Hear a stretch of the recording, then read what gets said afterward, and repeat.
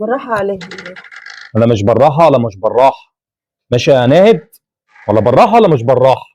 طب اقفل الباب. الناس هتسمع صوتنا. تعالي كده. سلسله. حدها لك. طب سلسله. اصبر طب يا محمد. حدها لك. هي ناهد. نصبر بعد ايه يا ناهد؟ ما انت شايفه ايه ده؟ تليفون؟ ما تردي يا بنتي. لا مش دلوقتي. سلسله. ماشي ما ترديش براحتك. سلسله فين؟ انا شايلها لك. طب ماشي هات السلسله. طب احنا قلنا نتفاهم يا محمد. هنتفاهم. ماما انا اتفقت معاك ان انت تديها له. اديني السلسله نبيعها عشان خاطر ده باظ كده خلاص. خلاص ثواني مش هتيجي بالعصبيه. ما تردي طب. ما انا مش هرد دلوقتي عشان احنا بنحل مشكله. مين ديت؟ انا اول مره اشوفها عندك. مين دي؟ لا دي واحده صاحبتي ما تشغلش بالك. طب ردي. مالك؟ ما تردي يا بنتي. انت اعصابك مشدوده كده ليه؟ الو. هكلمك تاني طيب.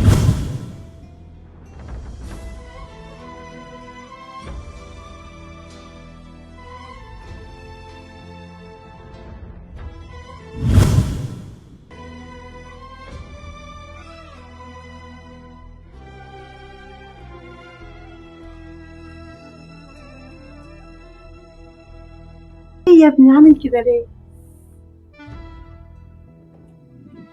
في ايه؟ ثواني ثواني يا امي. التليفون ده من مين؟ دي صاحبتي. امال هو عامل ليه كده؟ مش عارفه في ايه.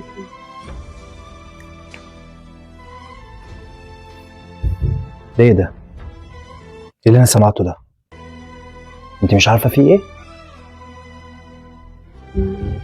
ليه؟ استني يا امي، انت مش فاهمه حاجه. ليه؟ عملت حاجه؟ اصبري يا امي اصبري، ده النصايب كلها. ليه يا باشا؟ ليه؟ عملت ايه يا ناهد؟ ليه يا ستي؟ ليه في ايه يا ناهد؟ مش عارفه. اقول لك في ايه؟ طب في ايه يا محمد؟ الهانم متفقه مع صاحبتها ايوه اللي تحط تزود لك الحاجه عشان تبوظ لك الهدوم. جابت ماده عشان تبوظ الهدوم. يخفى عليك يا ناهد.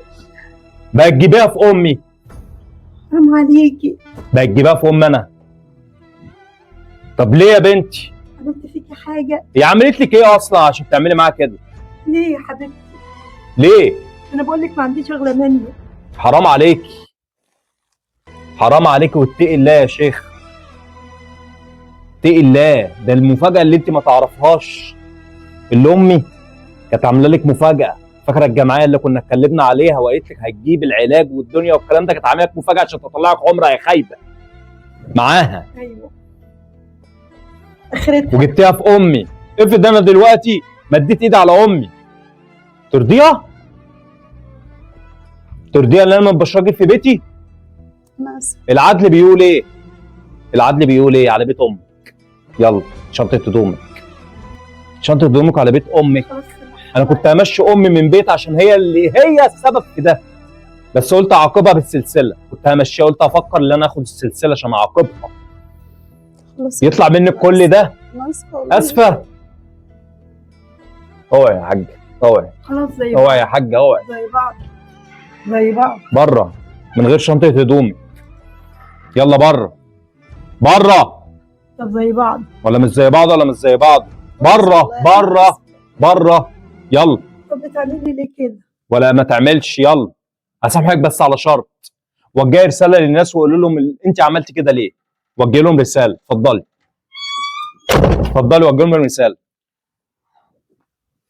طبعا يا جماعه واللي حصل ده غلط طبعا، وانا كنت حابه اعمل كده عشان مش حابه حماتي تعيش معايا في البيت، كنت حابه ان هي اللي تسيب البيت مش انا، بس للاسف.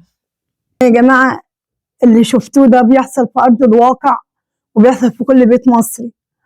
الام بتتعامل معامله حسنه، طب ليه الحمى ما تتعاملش معامله حسنه؟ انا عملت لها ايه عشان تبوظ الدنيا؟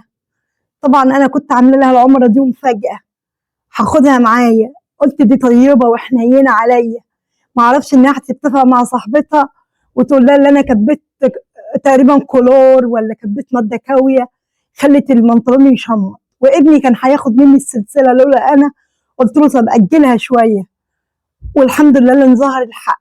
طبعا يا جماعه اللي انتم شفتوه قدامكم ده، هل انا امشيها من البيت ولا لا؟ قولوا لنا رايكم. طبعا مش هضيف كلام على كلامهم.